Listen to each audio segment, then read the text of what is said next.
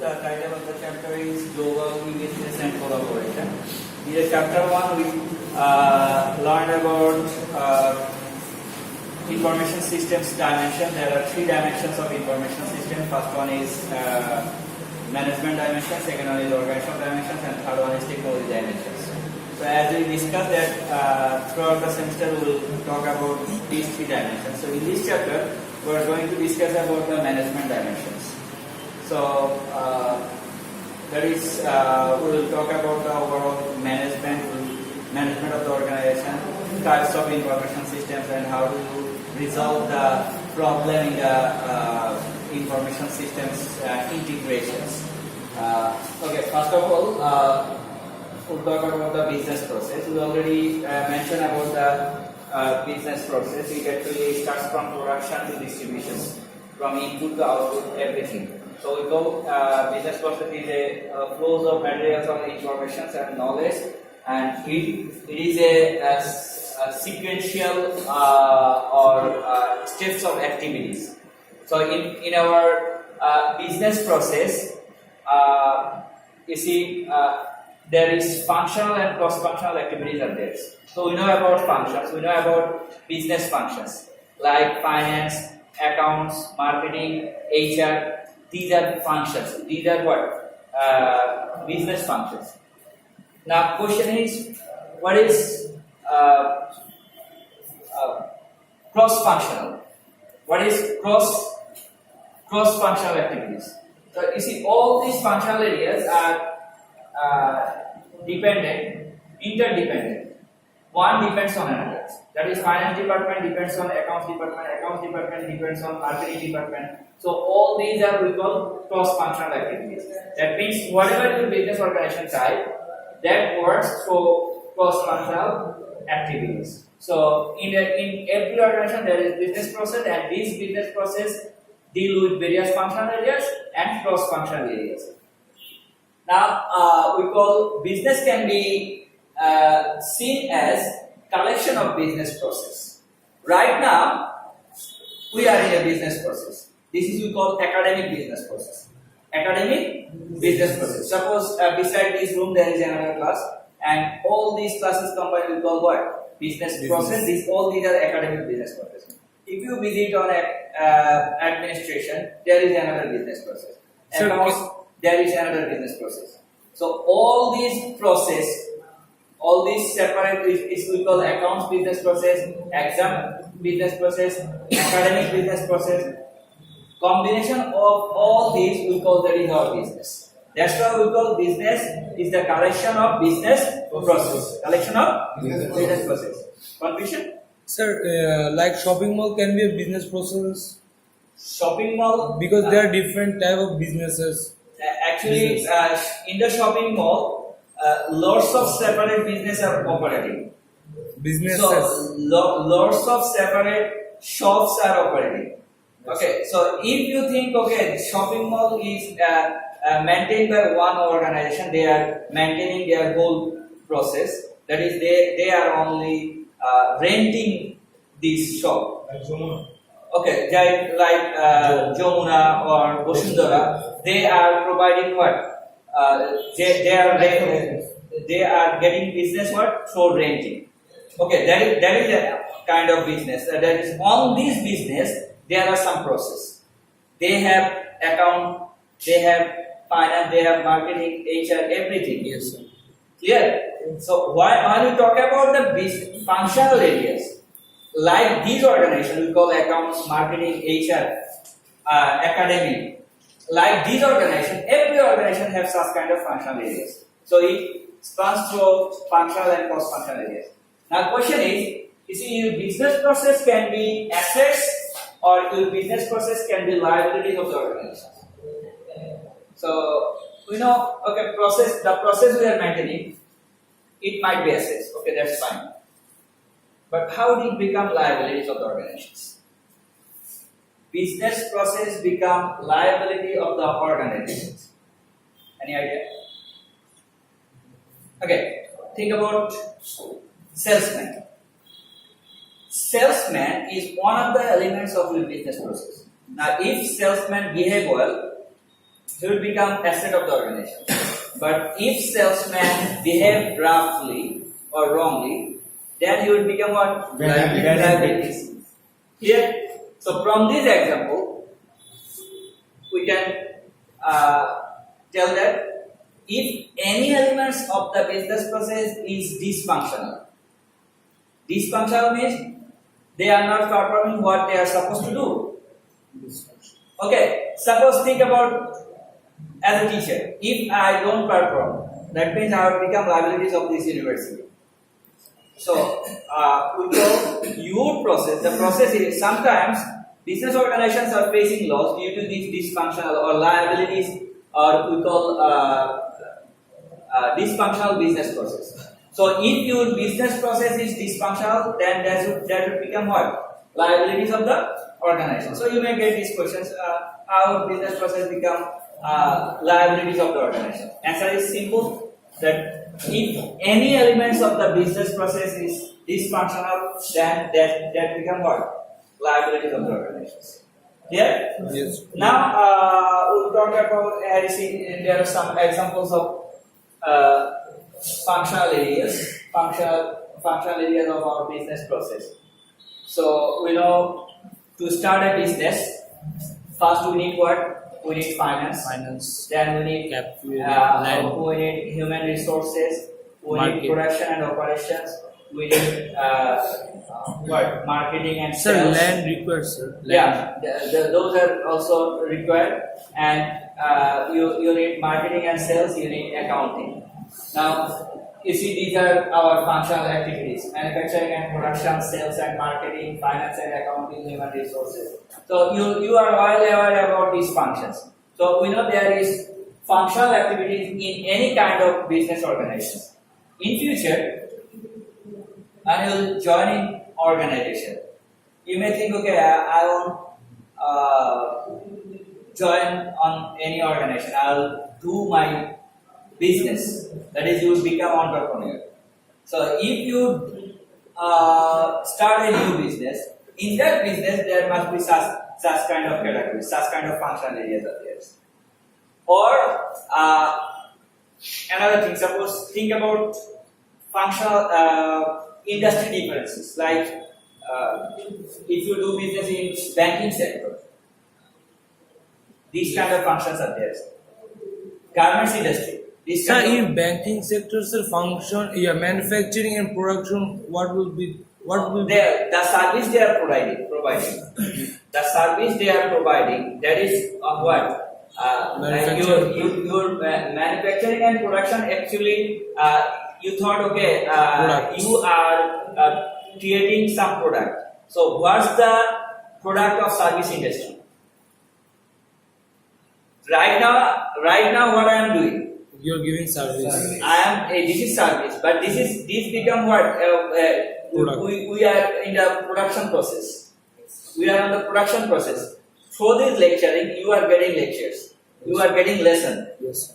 That means what? This is our we engage on the operations.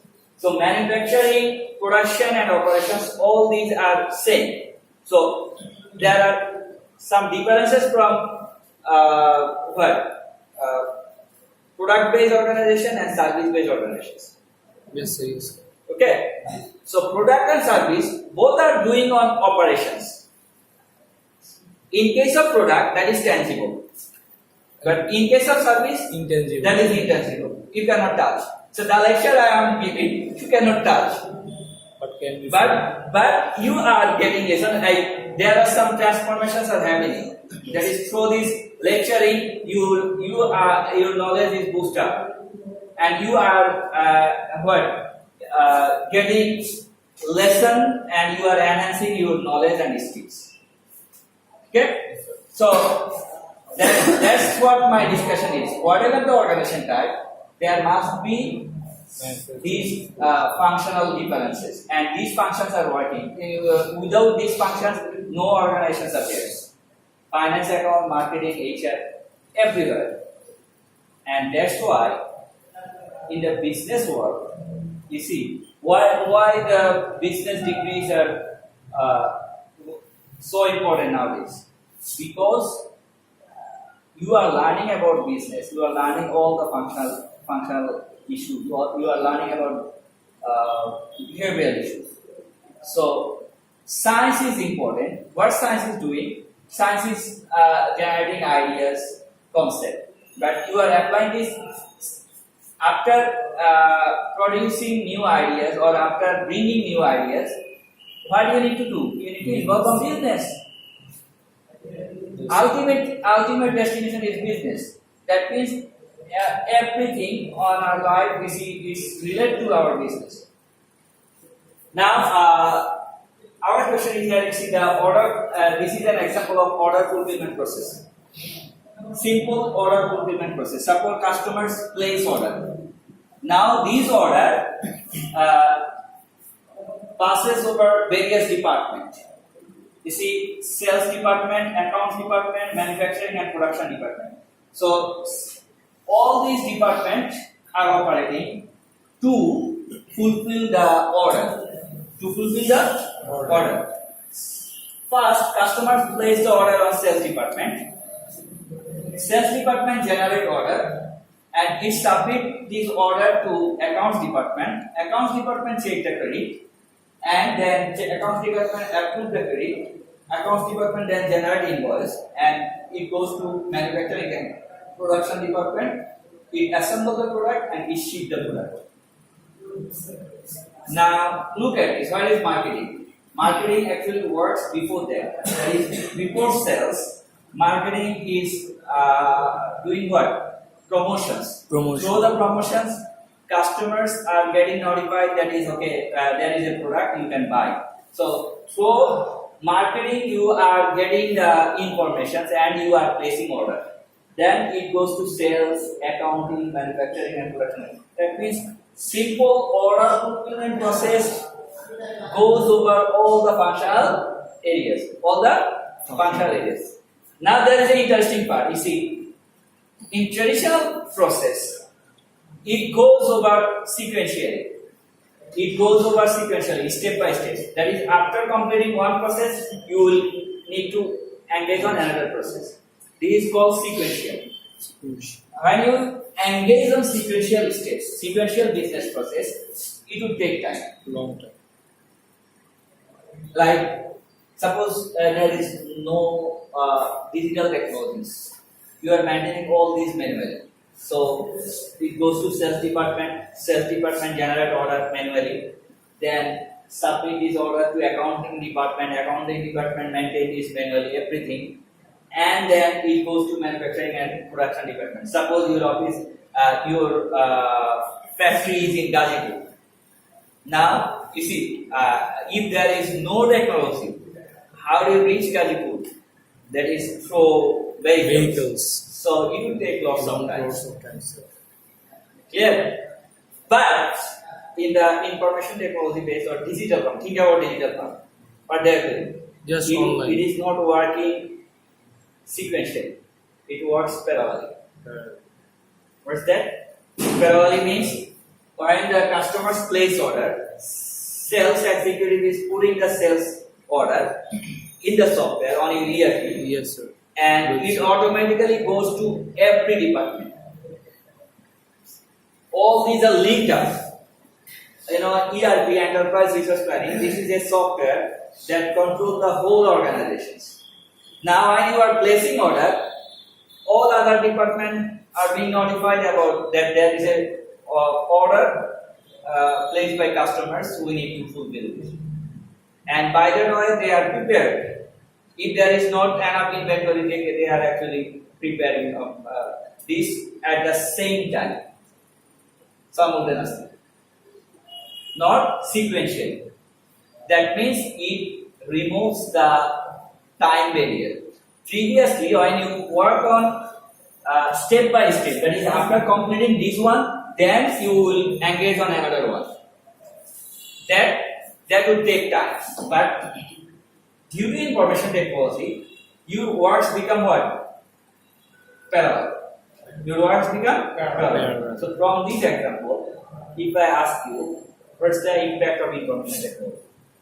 See, our Time question save. is our question is information technology enhances business process, right? That is, how does information technology enhance business process?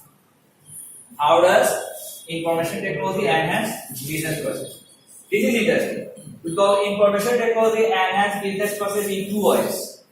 Number one is increasing efficiency of existing process, and another one is enabling entirely new process. Okay, information technology increase the efficiency of existing process. Do you think there is impact of information technology in this classroom?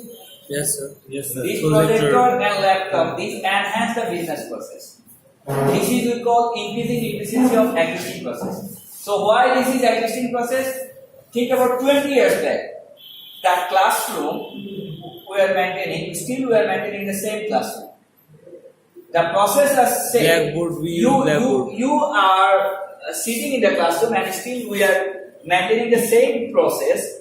But in this process, as we introduce the projector, as we introduce the laptop, it increased the what we call it increased the efficiency of existing process. We didn't change the process. Yes, sir. Clear? Yes, sir. Another example of increasing efficiency of existing process. Like, okay, you are producing product and you are selling product to customers. So previously you are selling manually. Now you are selling online. So you just change one of the process from manual to digital. Now we call this is what? Increasing efficiency of existing process. Existing process. Now question is, what is enabling entirely new process? Example. This classroom. Sir. Yes, sir. As like whiteboard. No. Enabling entirely new process. That is the process we are maintaining. This process will be totally changed. Sir, Google Classroom, sir. Okay. Google Classroom we call cloud-based classroom. MOOCs. Massive open online courseware, or we call digital classroom. So in a digital classroom, you don't need to come and sit in the classroom. Classes, you see, classes videos are there. You can check out the lectures from your home, and you see, you can pause the videos, you can rewind the videos at any time, and you can get the lesson. It's still the same way. You may see exam from your home. So some distance learning are there. That means the process is totally changed. This process is quite different from that process. Another example. Think about music industry. One revolution happened. Sir, now we get all the music from YouTube and others. On cloud. Cloud. Now think about production process. Yes, sir. Think about production process of music. Previously, you required what? CD, cassette, or others. Now you don't require that. From YouTube. You are engaging on other servers and others. The production process has what? Changed. Think about online newspaper. Yes, sir. Totally changed. Yes. So we call enabling entirely new process. Clear? And all these are happening due to what? Information technology. So our point is information technology enhance business process in two ways. First one is what? Efficiency of existing. Increasing efficiency of existing processes. And second one is, Enabling entirely new process. I think this is clear to you. Yes. Increasing efficiency of existing process. I have given an example of this projector and laptops. And enabling entirely new process is your online classroom. Okay? So if you get these questions, you may put down an example of that. That is, how does information technology enhance business process? You may put down there. Now we'll talk about the types of information systems. So as we mentioned that in this chapter we'll talk about the management dimensions. In the management dimensions, we know there are some hierarchies. There are some hierarchies. We in the previous chapter we mentioned that we must delegate the authority and responsibility through these hierarchies. So there are top level managers, mid level managers, lower level managers. Now on this hierarchy, you need to know about the whole management functions, what they are doing. So we call there are 4 types of information systems. Sir? 4 types of information systems. First one is TPS, transaction processing systems. And this is interesting, sir. We are talking about the whole organizational information systems. As we mentioned in the previous class, information systems actually span throughout the organization, from production to distributions, and from top level managers to lower level managers. Now, this information, we are talking about the overall management part of these information systems. So, the first types of information system is TPS. TPS actually belong to the lower level managers or operational level managers. So, what are their features? They don't have any decision making power. They are engaged with day-to-day activities, routine activities. They are working on predefined activities.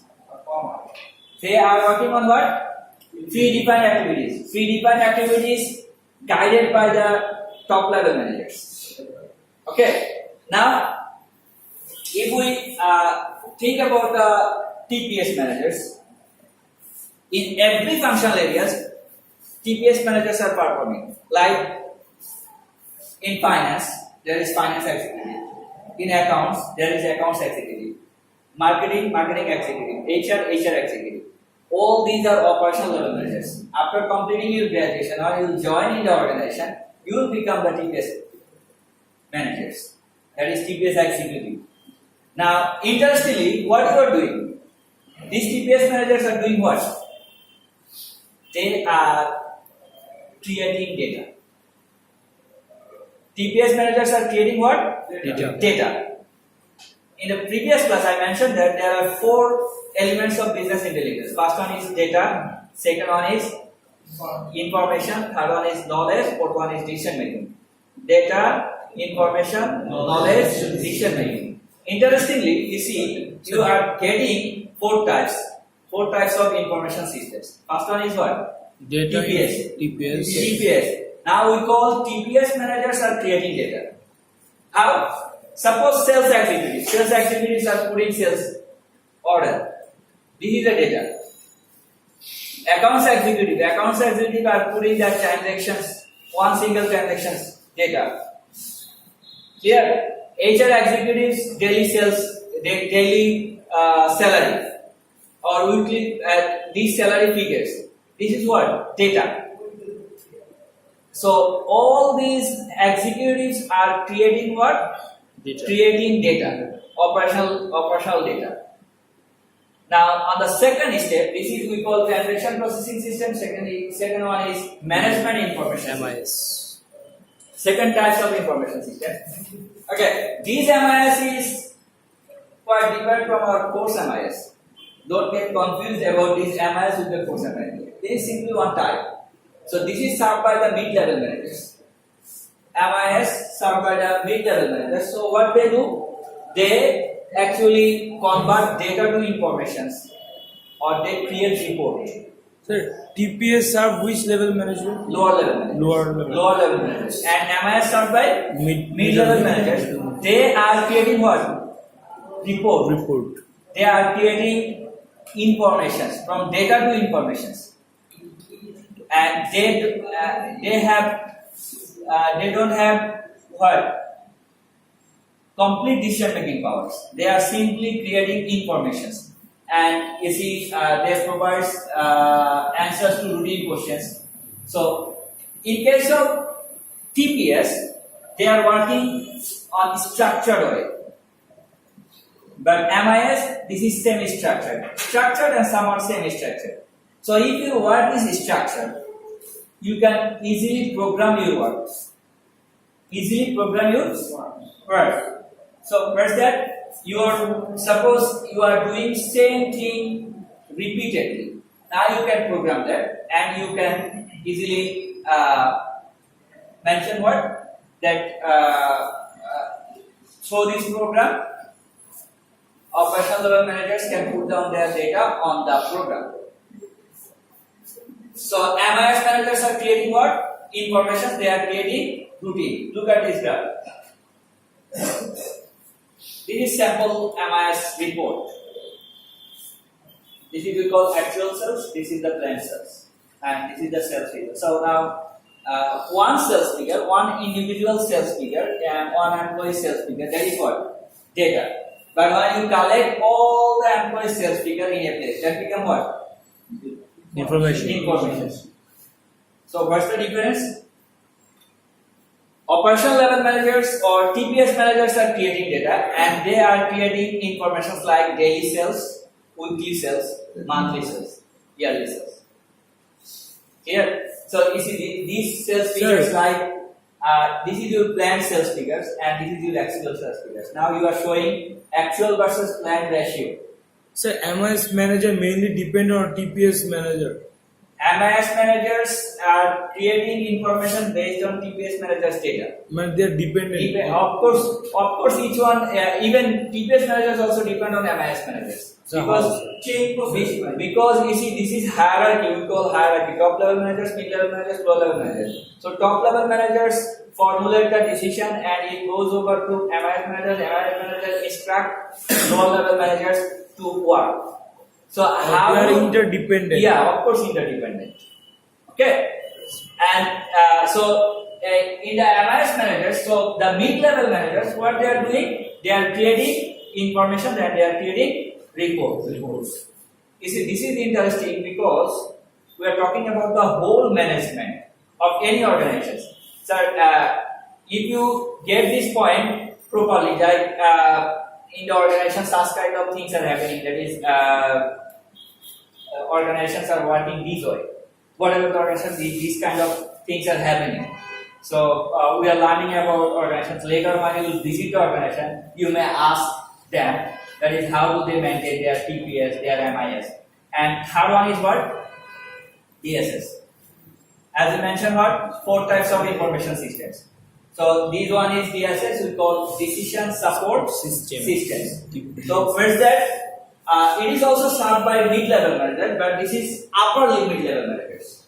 Upper mid-level managers, not the MIS managers is it belong to lower mid-level managers, but this is upper mid-level managers. Why? Because their work are non-routine or semi-structured or unstructured. Like one of the example, like what will happen if December sales double? If any month sales double. So this is not usual. So if any unusual thing happen, these managers are actually working. And interestingly, these DSS managers are making decisions. They are actually designing the decisions, and in the last stage, ESS managers are approving the decisions. So what's that? DSS managers are formulating the decisions in 2 ways. One is, you see, model-driven DSS, another is data-driven DSS.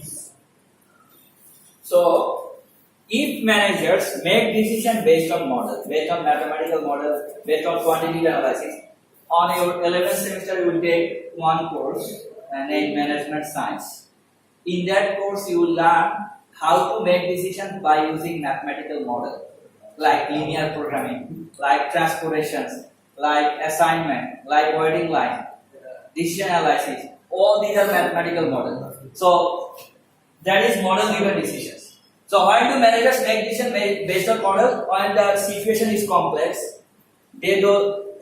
They actually the decision is related to millions of dollars or lots of figures are there. So in that case, they apply these DSS, model-driven DSS. And another one is data-driven DSS. So actually, DSS managers are creating knowledge. As I said in the business intelligence 4 part. First one is what? Data. Information. Knowledge. Data created by whom? TPS. TPS managers. Then second one is information created by MIS managers, and knowledge created by these DSS managers. And last one is ESS. Yes. This is our ESS. Activity support system. Interestingly, nowadays you will see the name has totally changed. We call CEO, CEO, Chief Executive Officer, CEO. So CEO is the boss of the organization, top level managers. Top level. So what is the difference between CEO and MD? So MD also a boss Okay, of the and organization. MD is managing director. CEO is boss of MD. CEO is the boss of MD. Managing director, okay, managing director work under CEO. Suppose on the hierarchy, lower level managers, mid level managers. These, when you talk about mid level managers, these mid level managers are like head, various department head. Nowadays we don't call managers, we call chief, like CMO, Chief Marketing Officer, CIO, Chief Information Officer, CFO, Chief Finance Officer. Rather than mentioning manager, what do we call? Because these are department chiefs. And under all these department, that means these managers are reporting what? Managing directors. Here. Yes, sir. Now, interestingly, this CEO, the top level managers, what they are doing? Think about vice chancellor. Think about CEO of any organizations. They are engaged with various social activities. They regularly attend on seminars, symposium, conference, and they are cutting ribbon. That is, they are busy with some other work, social work, but still they are the CEO. They are the top level managers. Why? Actually, they don't think about the organization. They have already delegated the organizational activities to these levels. The lower level managers are creating data, mid level managers are creating information, and these DSS managers are creating knowledge. Based on this knowledge, they are checking the dashboard.